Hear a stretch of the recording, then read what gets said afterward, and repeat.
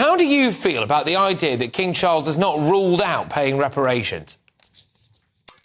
First of all, hi Patrick. It's nice to speak to you again. I'm flabbergasted, really, disappointed, upset, and I fear what's going to happen. I mean, let's just get this right. First of all, this is, I think, as far as I can see, a very inexperienced researcher. This is a PhD project. So this is a student. The king is putting the reputation of the monarchy in the hands of a student. Okay, so that's one thing which is incredibly alarming. And if this stuff is based in critical race theory, which I think it is, there's no discussion. It's not really about understanding history.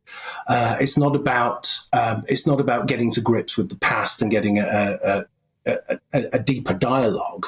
It's about obliterating British culture, and it's about obliterating British monarchy. It's, as Douglas Murray has said before, it's a war on the West, it's a war on our values. And I think for the king to even consider being involved in such a project is, as I say, quite frankly, alarming. Look, mark my words, it'll go from this. It went from, well, would you cooperate with an investigation? And he goes, yeah, all right then. And then it goes, right, okay, less than 24 hours on. Well, will you pay reparations? And he goes, well, I won't rule it out. And then it'll end up being someone will slap a figure on it and there'll be some kind of token figure. And then that figure won't be enough. But if we look back at where this all started recently from The Guardian, it was a document, I think I'm right in saying, from 1684 with King William III.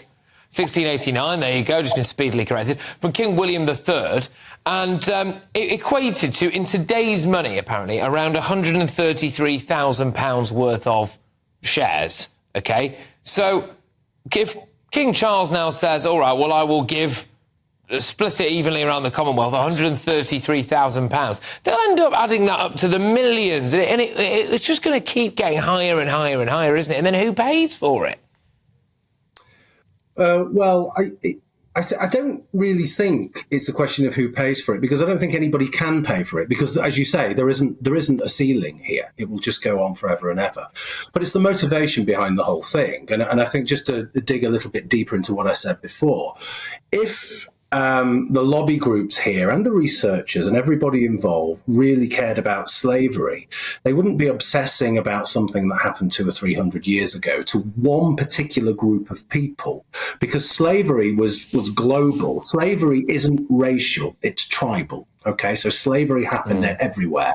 And in Africa, people of colour enslave people of colour. And that's still happening. My point is this: if these people cared about slavery, they would be involved with tackling modern-day slavery.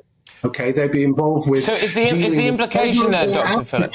Just very quickly, Patrick, slavery in Africa, and dealing with people like the Uyghur Muslims in China, for example. 1.2 million Uyghur Muslims are in concentration camps there. 500,000 of them are picking cotton in fields. Well, there you go, the optics of that alone. Just very quickly, very finally, Dr. Philip, then, do you think this is just a shameless attempt to try to get money, and it's not actually about slavery? It's not about slavery, as I've just said. I think it is. It's brute politics. It's trying to destroy Britain. It's trying to destroy British heritage. It's trying to destroy tradition, and it's the old identitarian thing. If it wasn't about race, it would be about gender or sexuality.